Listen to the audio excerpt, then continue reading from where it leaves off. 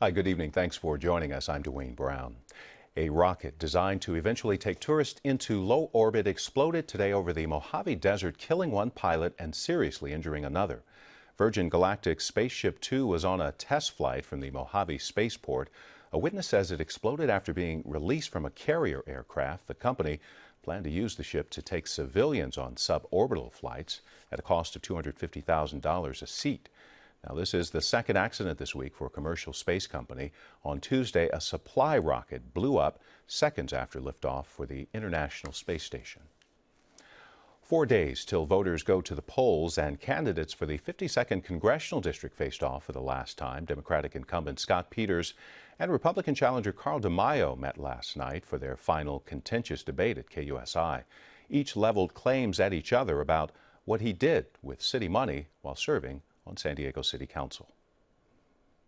So the question is, Scott, what perks are you not telling us about today? And what will happen in the future when given the same opportunities to take perks in Congress? Okay. Excellent question. Mr. DeMaio's made a whole campaign out of my mileage reimbursement at the city, which is what the car allowance is. And there are several television spots running right now. And you have a personal car you use. It could be whatever car you own, and the city would reimburse you through a car allowance. It's mileage reimbursement, and he's entitled to claim that that's his campaign based on issues.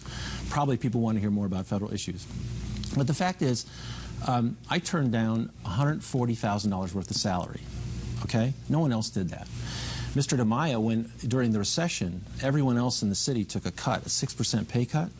He didn't take a pay cut. He took his full salary, every penny of it. And while police and fire were getting cuts, he gave raises to his own staff. He gave raises to his own staff. The most recent polling shows the candidates in a dead heat as they head into this final campaign weekend. Vice President Joe Biden is in town tonight campaigning for Scott Peters and other Democrats. He's appearing at a private fundraiser this evening and will speak tomorrow morning at a Get Out the Vote rally in Kearney Mesa. Well, no matter who wins the 52nd district on Tuesday, Republicans are expected to retain control of the House, and they could take the Senate as well. The AP's Kelly Daschle looks at the fight for control of Congress. It's a great job. From Louisiana to Colorado to Alaska, incumbent Senate Democrats are fighting hard for their political survival and to keep control of at least one House of Congress. If we don't get the vote out, we lose. It's that simple. With the House of Representatives safely in Republican hands, all eyes are on the Senate, where Democrats currently hold a 53 to 45 seat edge. The GOP needs to make a net gain of at least 6 seats to capture the upper chamber, something they believe they're well poised to do. It's a tough road for Democrats. There's a route to get to keeping your majority. Republicans have multiple routes to taking a majority. Here's why. Republicans go into Election Day with 3 almost certain pickups: Montana, South Dakota, and West Virginia. Their best bets to increase that number? The toss-up states of Alaska, Arkansas, Colorado, Iowa, Louisiana, New Hampshire, and North Carolina. I'm looking at Iowa, Colorado, and maybe New Hampshire. If Democrats lose 2 out of those 3, the Senate's gone. Democrats have their eyes on a few Republican seats, too, that of Senate Minority Leader Mitch McConnell from Kentucky, Senator Pat Roberts from Kansas, and an open seat in Georgia. But the GOP believes momentum and history is on its side. The president's party almost always loses seats in midterm elections. And this year, with President Obama's approval ratings hovering near the lowest of his presidency, Democratic candidates are going out of their way to distance themselves from the White House. I'm not Barack Obama. I disagree with him. Like when I took on Obama. According to a recent AP GFK poll, while Americans say they dislike both parties this election season, those most likely to vote say they hope to see Republicans win control of Congress. It is possible, however, that neither party gains control of the Senate Tuesday. 2 of the season's closest races, those in Louisiana and in Georgia, may be poised for runoffs, meaning the actual makeup of the next Senate may not be known until the new year. Kelly Daschle, Associated Press. Governor Jerry Brown's water bond is getting support from a majority of California voters. The field poll finds 54% of voters saying yes to the $7.5 billion measure. It would pay for water projects across the state. The poll also finds Prop 45 losing support. This measure would let the state insurance commissioner regulate health insurance rates. Support has dropped from a high of 69% last June down to 30% now. And nearly 30% of those polled are undecided. Another health-related measure is also seeing a big drop tonight in support. Prop 46 would raise the ceiling for medical malpractice awards and requires drug tests for doctors. Nearly half of voters now say they oppose the measure. Pollsters looked at one other Proposition 47, co-authored by former San Diego Police Chief William Lansdowne. It would reduce some crimes from felonies to misdemeanors. While it's seen a slight drop in support, more than half of voters say they will vote yes. Supporters of 47 say it will reduce the prison population by releasing low-level offenders to make room for more serious felons, but some victim rights advocates say it will make neighborhoods more dangerous. Prop 47 is going to limit all drug possession to misdemeanors only. And that's a huge concern with the drugs used to facilitate sexual assault. Because in many cases, folks aren't carrying those drugs for recreational use, they're carrying those drugs for predatory use. And so reducing that to misdemeanor is, in a sense, giving those individuals more leeway to commit violent sexual assaults against folks. She says 47 looks reasonable on paper, but when you look further, she says it really isn't. Millions of Californians asked for absentee ballots this election. Statewide, those ballots are trickling in slowly, but in San Diego, it's a different story, as we hear from KPBS Metro reporter Taryn Minto. In between running errands to prep for her Halloween party, 31-year-old Kirsten Hubbard stopped in Kearny Mesa to cast her ballot at the County Registrar of Voters. The University Heights resident prefers voting in person, but will be out of town this election day. So I was like, no matter what, I'm going to make the effort to come all the way out here. If you'll be out of town like Hubbard or are just too busy November 4th, you can vote early at the registrar's office on Saturday, Sunday, and Monday from 8 to 5. Just be sure to bring your mail-in ballot with you if you received one. Or if you're among the 55% of San Diegans who do vote by mail, Registrar of Voters Michael Vu says this gubernatorial election, the county is making it even easier for you to get your ballot in ahead of time. We normally have had only one location where you could drop off your mail ballots in advance of the election. Well, what we've done now for this election, we've introduced 14 different locations where you can drop off your mail ballots. Such as the Oceanside City Clerk's Office, the Poway Senior Center, or the Carlsbad Dove Library. That's actually where Vu dropped off his ballot. At the Registrar of Voters, you don't even have to get out of your car. Each drop-off location's operating hours vary, so be sure to double-check online, and it's only an option through November 3rd.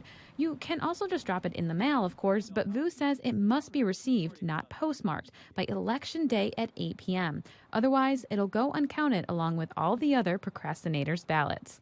Taryn Minto, KPBS News.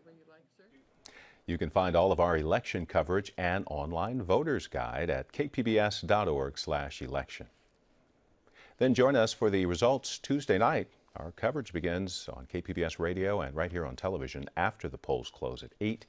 Then at 11, we'll have analysis from Election Central downtown. It's all on Tuesday night, November 4th.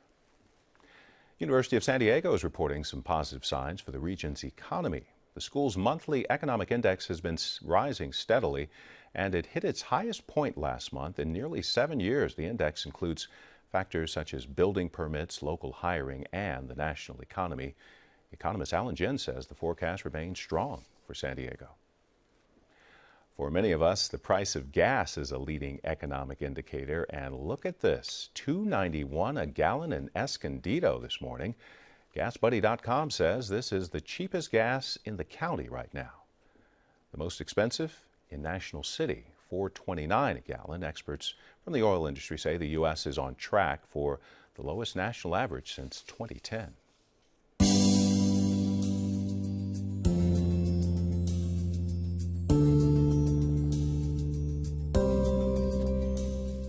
Last week, the California Public Health Department identified 5 hospitals throughout the state prepared to treat an Ebola patient. UC San Diego Medical Center in Hillcrest is the only one in San Diego today. KPBS science reporter David Wagner got a look inside their Ebola isolation unit. You see they have a sealed off window here, and It's sealed off from the rest of the room. If anyone in San Diego were to be diagnosed with Ebola, they'd come here. This unit is sealed off from the rest of the hospital. It keeps Ebola from escaping with negative air pressure, There's negative flow, advanced waste disposal, bedside lab space, and nurses observing everything from the outside. You guys need any supplies, or are you good on everything? In a separate room, nurses receive instructions on the proper way to remove protective spacesuits. Sitting in chair 1. Okay, at this point, can you please begin to remove your shoe covers? It sucks air through, cleans it up, puts it through the tube, and then it blows it into the hood. Dr. Jay Doucette is the medical director for emergency preparedness. He says volunteer nurses have received in-person training on how to safely care for an Ebola patient. We've got about a little over 50 people trained. We like to have closer to 100 trained, all of our volunteers trained, but we could take one now if we had to. But some staff still have concerns about what happens outside this unit. What if somebody walks in the front of the hospital and asks to be directed to the emergency department? Not every patient comes in the traditional route. Michael D. Jackson is a nurse in the emergency department and vice president of the union National Nurses United. Dr. Doucette says emergency room nurses have received additional training on screening for Ebola and transferring patients to this isolation unit. He believes the hospital is prepared to handle an Ebola patient wherever they might show up. So far, there have been no confirmed cases of Ebola in California. David Wagner, KPBS News. Defense attorneys want a new judge in the Iraq war crimes trial of Marine Sergeant Lawrence Hutchins III. His lawyer says the military judge is incapable of being impartial and objective. The claim was rejected. Hutchins served more than half of an 11-year sentence for murder in connection with the death of an Iraqi civilian. A military court threw out the conviction last year, saying Hutchins' rights were violated. The Corps wants him retried. Some sad news tonight about a sea lion rescued this week at La Jolla Cove. SeaWorld says it's died. The animal had been impaled with a fisherman's gaff pole. The wound apparently got severely infected. Peggy Pico talks with a scientist turned best-selling author about what attracts us to water and its impact on our health and happiness. In his New York Times best-selling book, Blue Mind, marine biologist Wallace J. Nichols talks about the science behind how being near the ocean could make you happier, healthier, more connected, and better at what you do. Jay Nichols, welcome to Evening Edition. Thanks for having me. Now, Jay, you like to be called Jay. Yeah. Okay, you used your scientific background actually for finding out about sort of the motivations as to why people would do things like pay more money to have an ocean view or get a boathouse. What were some of the reasons you found? Well, we're naturally intuitively drawn to water. It's the place people go to relax, a place people go to disconnect from our technology. It's a place people go to fall in love with each other. And so I wanted to know more about what was going on in our brains when that all goes on. And fascinating to talk to neuroscientists and psychologists and sort of pick their brains about this idea of blue mind. And what happens is our brain moves from this very active mode to what's called a default mode, the default mode network.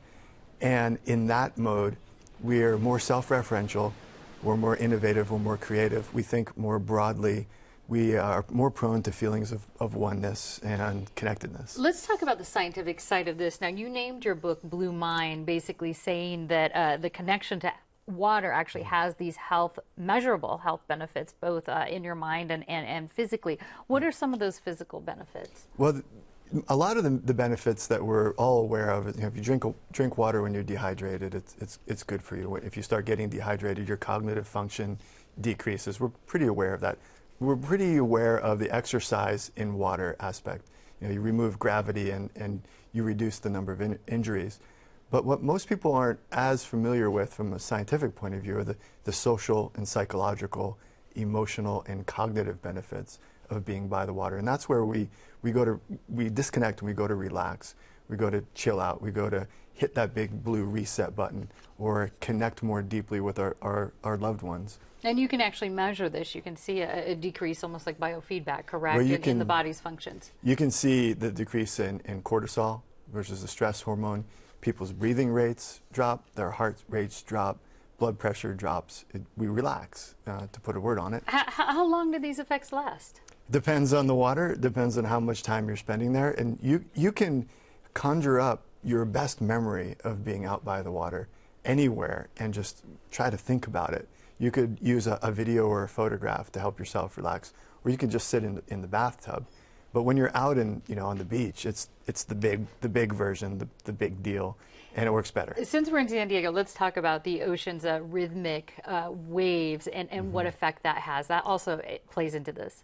Right. There's a lot of research on brain on music, and the ocean is its own kind of music, has its own sort of rhythm.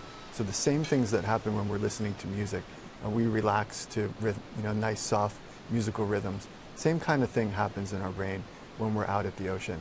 We listen to the sound of the ocean, and it helps us to relax. It helps us maybe fall asleep at night for those who are fortunate enough to hear it. Those who don't live close enough sometimes have ocean apps. Right. You just listen to the recording. Okay, I want to ask you about that. Yeah. Are the benefits the same if you're listening to a lake lapping up on the shore or ocean trying to relax, if you're listening to it on an app, or do you really need to be at the ocean or at the water? Well, the real thing is, I think, is significantly better. But if we can't all be out on the beach house all together all the time, so you have these proxies. So you can have an app or a video or a photograph or your favorite ocean painting. Okay, video. How about like looking at an aquarium, either going to the aquarium or actually having it on your monitor or something like that? Yeah, there's a study that's just about to be published that looked exactly at that. So there was an aquarium that was refilled, so it was just water, and then they slowly added the species of fish back in.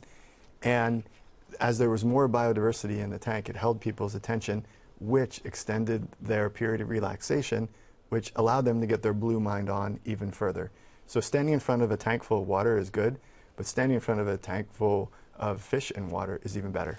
And you have some concerns in your book about, people go to the beach, but you're noticing people as they're strolling, talking on their cell phones. Does that sort of take away from the benefits? So yeah, if you bring your red mind to the beach, it's harder to get your blue mind on. And red mind being your active, aggressive. Exactly, or distracted, always connected, constantly being pinged by your text messages or Instagram or Facebook or email or phone calls. If you bring that to the beach, if you bring an aggressive approach to the surf, if your workout in the water is all about your time and all about throwing elbows around, then you're just bringing your red mind to your blue mind. It's not going to work as well. All right. Well, this is fascinating, but we are out of time. So author of Blue Mind, Wallace J. Nichols, thanks so much. Thank you. We are just getting word tonight. A Mexican judge has reportedly ordered the immediate release of a Marine veteran jailed since March for taking weapons across the border. Word of the release order comes from Andrew Tamarisi's family. He says he drove across the border by mistake after taking a wrong turn. The case drew national attention, with many U.S. lawmakers calling for Tamarisi's release. 40% of San Diego Unified's high school students risk not graduating in 2016. Should voters elect judges? A local race has some wondering if that's a good idea. And we've got the latest on the hot local races. I'm Mark Sauer. Join us for those stories on the Roundtable tonight at 8:30 here on KPBS. Well, tonight we meet some sea creatures and big fat reptiles in our monthly segment of Our Wild San Diego.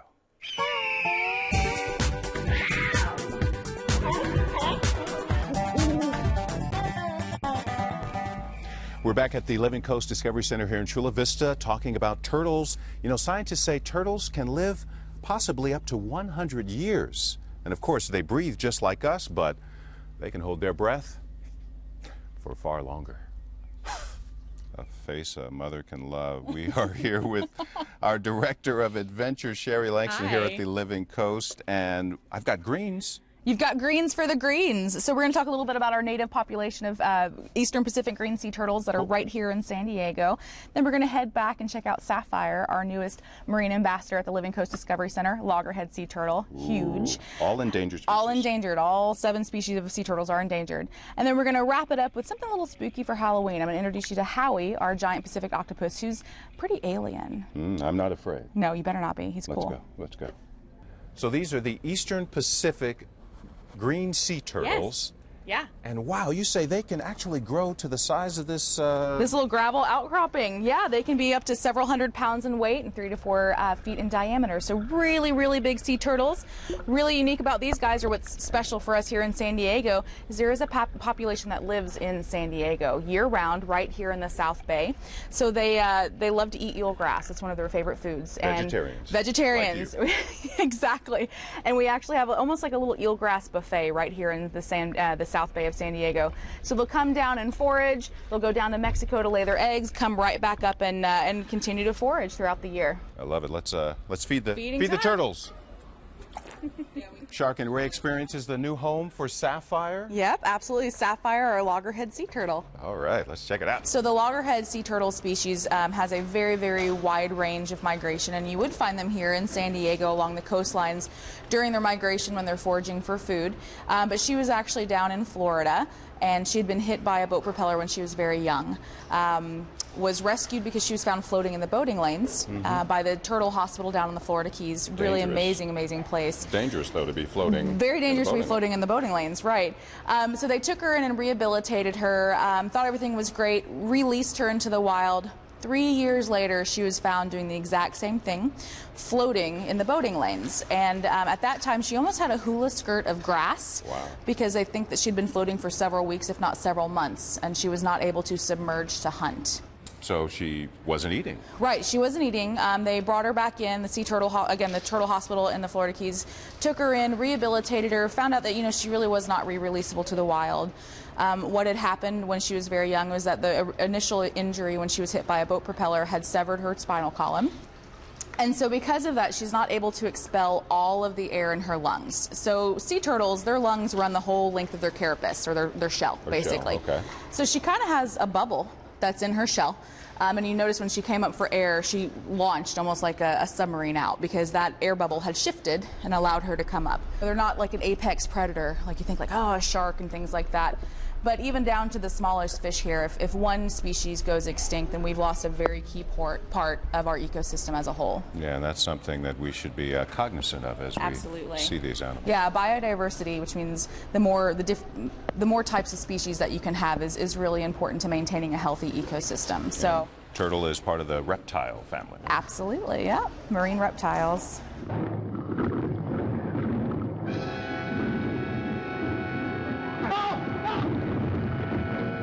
And don't be spooked. We couldn't leave without a little taste of Halloween tonight. A tidal wave of terror engulfs the screen. So I'm with Indiana Sherry Langston Jones. Yep. And just call me Pirate Brown. We're on an adventure here with Creepy Howie. Yeah, creatures of the deep. So this is Howie. He's our giant Pacific octopus, and he is very active right now, so we're going to feed him a little bit. So if you would like to touch him, you're just going to put your finger right down in there and let him taste you, and he will be able to. Oh my gosh, it's like a giant suction cup. He's going to get you with this arm over here, too. Ooh, and these waters are, oh my goodness. So how you are shaking a hand with a really cool cephalopod right now with a giant Pacific octopus. They're about to attack me. So go ahead and pull your hand back just a little bit, and he's going to come with you. No, gently, gently. Oh, okay, he's good. He's not going to hurt you. He's not going to hurt you. He's just really curious. He doesn't know you yet, so he is shaking your hand. In the San Diego, we have a lot of two-spot octopus. That's the most commonly one that you'll find here. And these guys are found a little bit north from us in cooler temperatures. Yeah, these waters are cold. This is about 53 degrees. Wow. Chilly. Well, happy Halloween. Happy Halloween. Bye.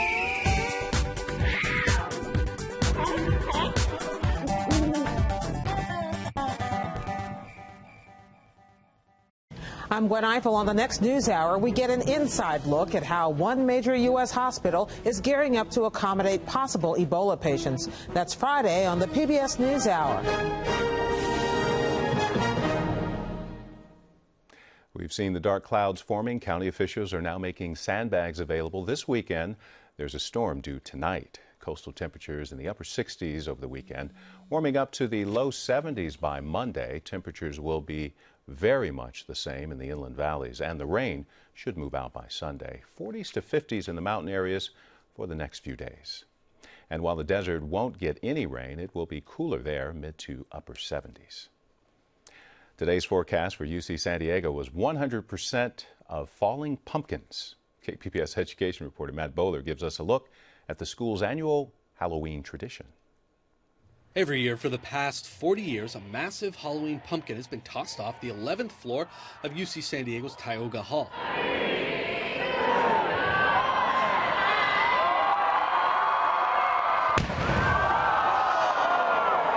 That was 500 pounds of pumpkin and 100 pounds of candy slamming into the ground. Want to see it again? The gourd stuffed with candy sent sweet and yellow shrapnel flying over a 101-foot 6-inch radius, a new record. Senior carpenter and official pumpkin splat measurer Denny Ray Bradford says there are several things that factor into this year's record-breaking splat. How it landed, velocity, candy helped it out quite a bit. Jack Burndes grew the massive squash and he had only about 4 months to do it. He says his water bill to grow the 500-pound pumpkin was over $1,000. He said it grows so fast you can see it. Yeah, I at times thought I saw it growing. My buddy had an instrument that could calculate movement, and he said in the middle of the day he can see the gauge move. Freshman Matthew Yu almost missed the big splat, but he's glad he didn't. It was amazing. I mean, I heard a big boom and didn't really expect that to happen. I mean, Matt Bowler, KPBS News. Happy Halloween. Don't forget to set your clocks back an hour tomorrow night. Good night.